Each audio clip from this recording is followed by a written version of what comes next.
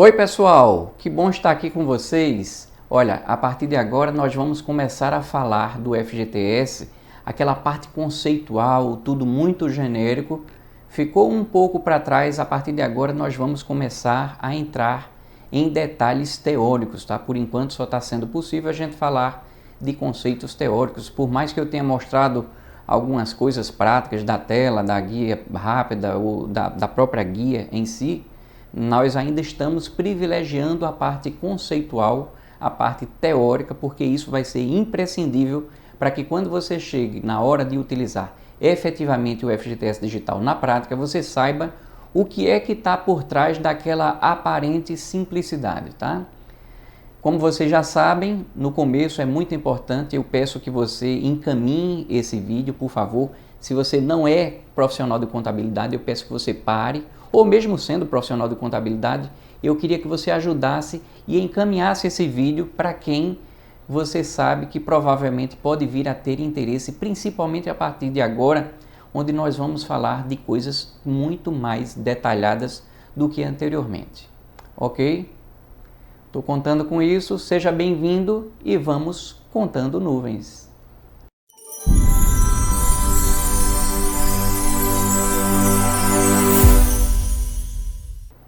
A primeira coisa que a gente precisa saber é a respeito do conceito de débito, porque no passado eu cheguei a falar para vocês, olha, nós estamos gerando uma guia para um débito mensal, rescisório e indenização compensatória.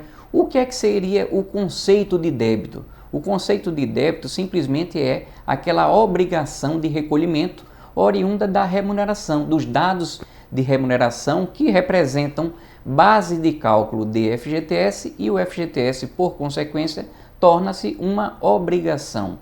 Isso não significa, quando eu falo de débito, dizer que o empregador está em débito, porque ele pode ter trabalhado, gerou aquela expectativa de você fazer o pagamento da guia de FGTS, mas se você está em dia, você não está em débito. Mas o conceito aqui é a respeito dessa obrigação de recolhimento e não você está em débito. No passado, nós já falamos para vocês que as origens dessas bases de cálculo que vão gerar a obrigação de recolhimento, que nós aqui estamos falando do débito, a fonte principal quase sempre vai ser o próprio E-Social.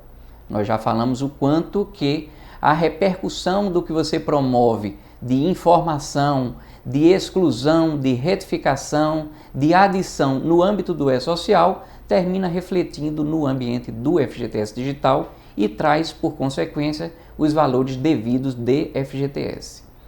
Só que nessa questão de absorver dados do E-Social, você vai ver no futuro, quando nós falarmos de histórico de remunerações, que o FGTS digital também traz e se preocupa em trazer dados do legado. O que é legado? São as informações do passado, do período anterior ao FGTS digital. Esse período do legado pode envolver informações da RAIS, da GFIP, do FGTS, inclusive legado do próprio E-Social, como a gente já falou. Então, no sentido estrito do histórico de remunerações, você vai ver que nós vamos tentar, para facilitar a vida de vocês, como uma forma de preenchimento facilitado, pegar dados do legado.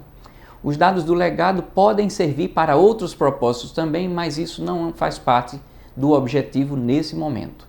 Quando eu falo em relação ao que entra no ambiente do FGTS digital, você verá que no âmbito do histórico de remunerações, por exemplo, você vai ter fontes que não virão do próprio E-Social, que é justamente quando você um dia for necessitar fazer uma edição manual, você vai preencher a ausência de remunerações, a ausência de dados de recolhimento ou justificativa, e esses dados serão incorporados ao ambiente do FGTS digital, tomando por si a origem que pode ser uma origem manual, quando você faz uma edição manual, ou quando você faz uma importação de arquivo, ele vai adquirir o status de arquivo, mas isso também não é assunto para agora. A gente só está, por enquanto, falando das origens do débito que são internalizadas no ambiente do FGTS digital.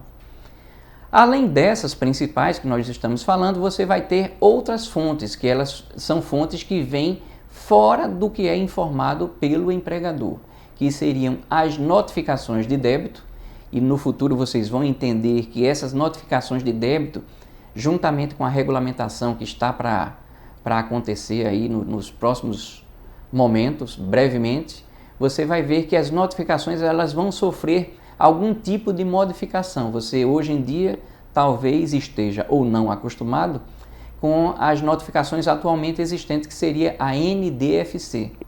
Depois você vai verificar que vai existir uma outra notificação chamada DLFC, e isso também, por enquanto, ainda não faz parte do nosso objetivo. Vamos nos preocupar com as coisas principais para que depois a gente vá evoluindo com questões que são menos frequentes, embora para algum tipo de empresa que tem atravessado algum tipo de dificuldade, infelizmente pode ser que as notificações sejam uma questão presente no seu dia a dia. E vamos tratar disso no momento oportuno.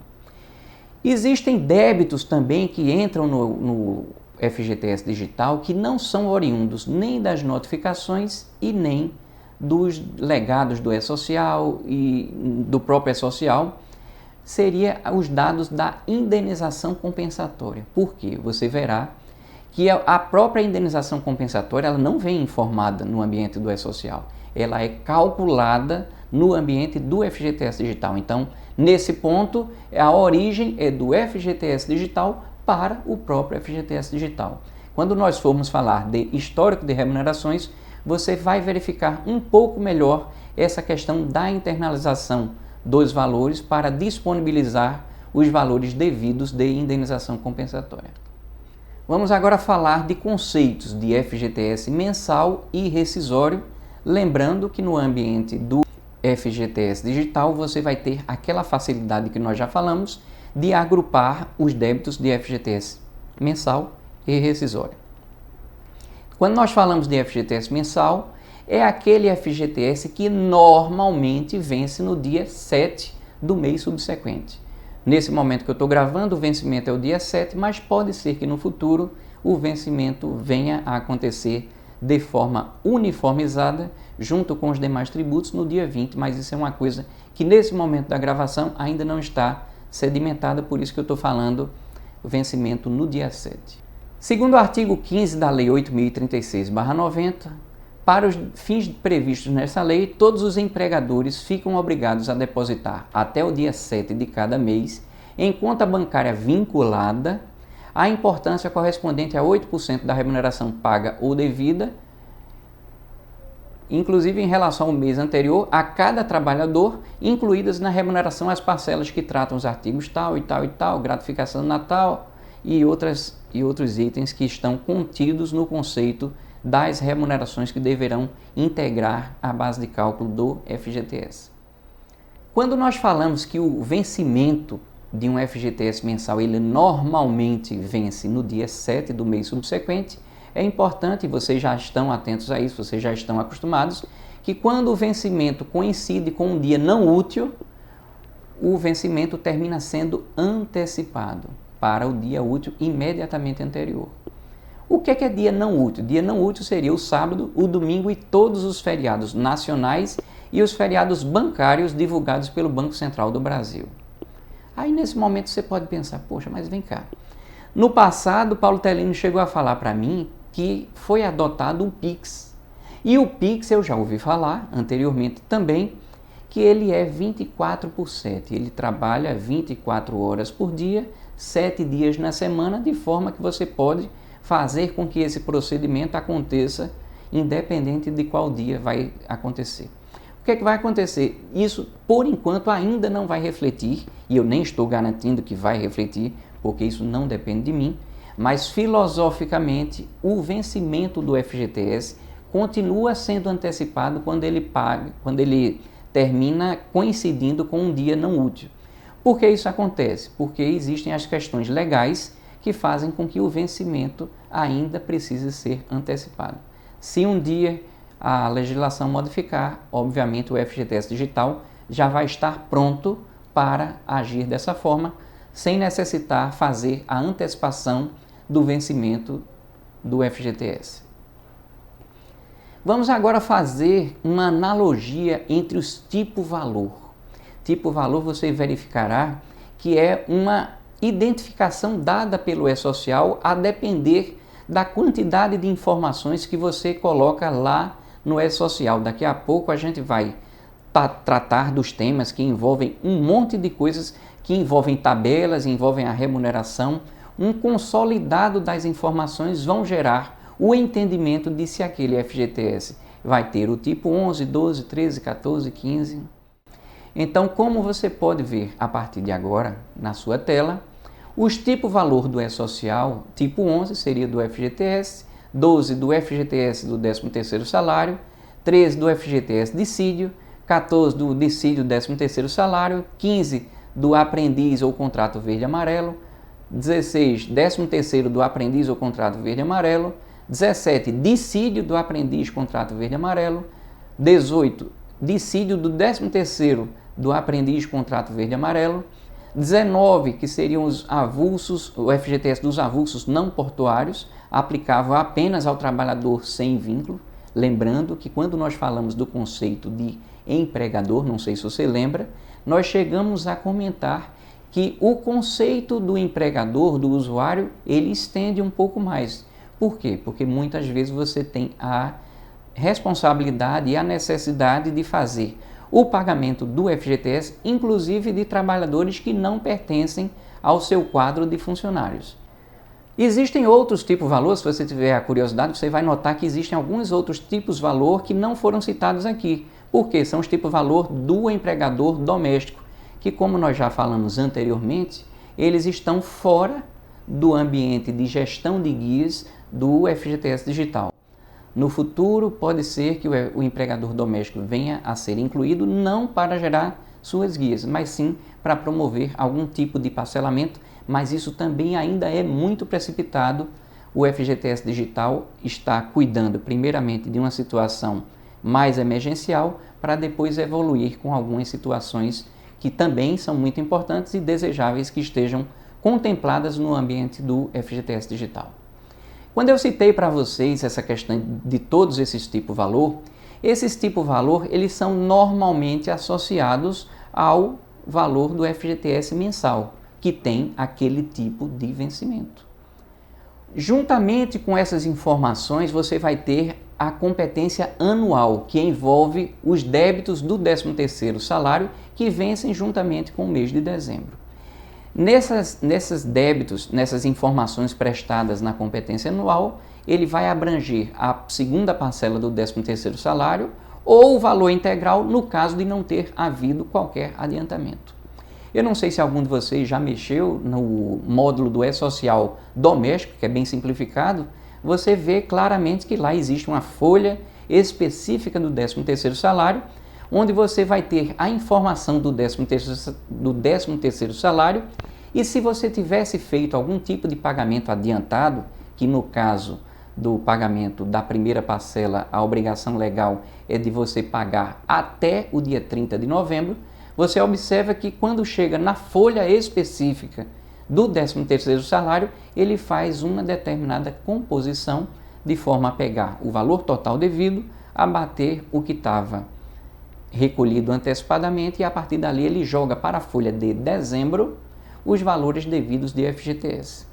Eu sei que quando a gente trata do módulo doméstico, você talvez esteja lembrando, poxa, mas daquela folha do 13º salário no módulo doméstico ele só está gerando INSS. Onde é que está o FGTS da segunda parcela? Como você já vislumbrou e já visualizou antes, o 13º salário, a segunda parcela ou valor integral estarão junto com a folha do mês de dezembro.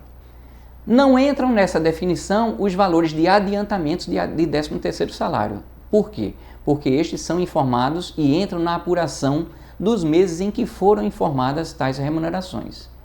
Afinal de contas, se você, por exemplo, já antecipou todos os valores que você tinha a pagar de 13º, vamos dizer que você, quando chegou na folha de novembro, você já pagou tudo do 13º, você não deixou para pagar uma parte em novembro, outra parte em dezembro, você já antecipou tudo em novembro.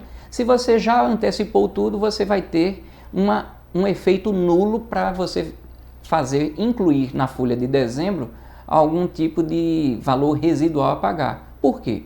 Porque você já pagou, nessa hipótese que eu falei, na folha de novembro e nada haveria mais para ser cobrado. E esse tipo de comportamento você já visualiza no módulo do empregador doméstico, que é essa forma de trabalhar. Lançou tudo de antecipação de FGTS, ele vai ser cobrado junto com o período de apuração daquele mês em que foi pago e que foi informado por vocês. Agora vai caber para vocês uma orientação sobre o lançamento da competência anual. Nessa competência anual, deve-se utilizar uma rubrica com incidência sobre o 13º salário, com um código de incidência igual a 12, em qualquer competência, inclusive a do 13º. Ou seja, se ele pagar o adiantamento do 13º em novembro de 2022, por exemplo, deverá indicar uma rubrica com o código de incidência de FGTS igual a 12 para detalhar esse valor. Isso fará com que seja identificado corretamente o valor do 13º salário. Lembrando que esse código 12 ele é resultado, como eu já falei, de um monte de informações que envolvem tabelas e dados de remuneração. Em alguns casos com o tipo de desligamento associado também, mas isso é assunto para depois. A orientação do manual do E-Social é para declarar o valor total do 13º na folha anual e, ao mesmo tempo, realizar o desconto do adiantamento que já foi feito, sempre utilizando o código de incidência igual a 12. Dessa forma, na folha anual, ele pagará apenas o FGTS sobre o valor líquido principal menos o adiantamento.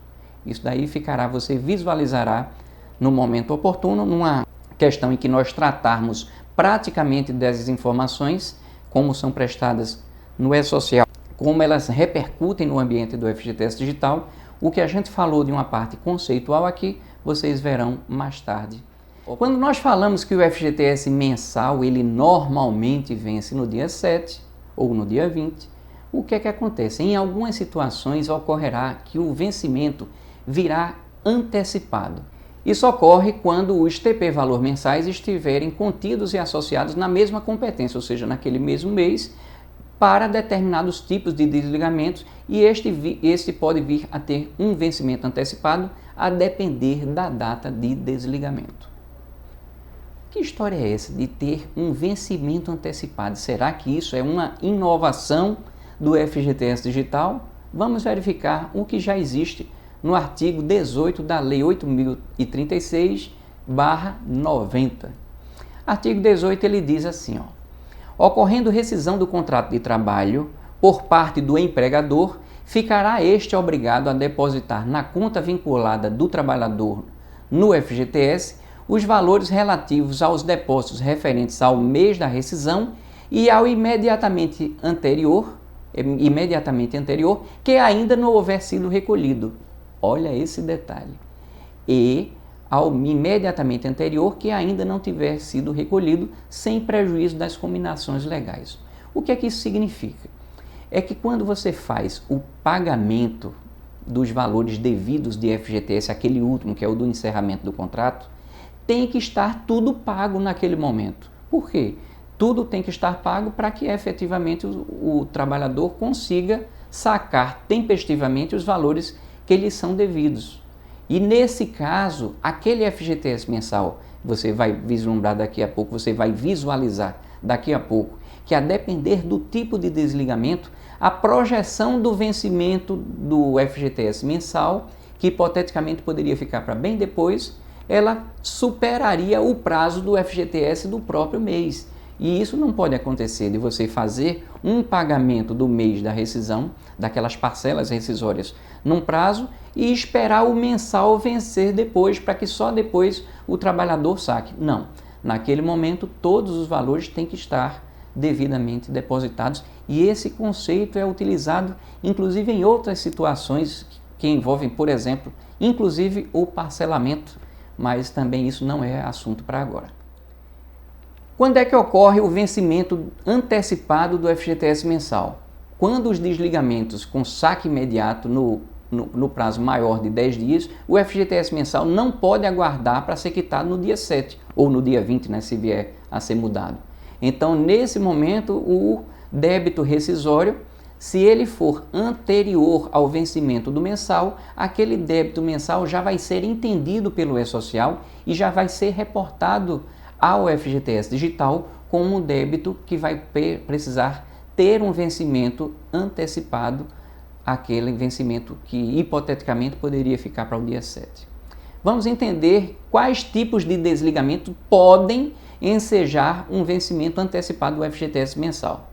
Por que eu digo pode? Porque a depender da data em que ele tivesse processado, pode acontecer de você não ter essa necessidade, o vencimento fica inalterado. Daqui a pouco a gente vai lidar um pouco mais a respeito dessa questão. Então, como você pode visualizar nessa tela, os tipos de desligamento para trabalhadores com vínculo seriam esses que você está visualizando aí. Rescisão sem justa causa, por iniciativa do empregador, rescisão antecipada do contrato a termo, por culpa recíproca, por término do contrato a termo. Você vai ter a rescisão do contrato de trabalho por encerramento da empresa, rescisão indireta, exoneração, rescisão do contrato de trabalho por paralisação temporária ou definitiva da empresa, estabelecimento ou parte das atividades motivadas por atos de autoridade municipal, estadual ou federal, rescisão por motivo de força maior e rescisão por acordo entre as partes.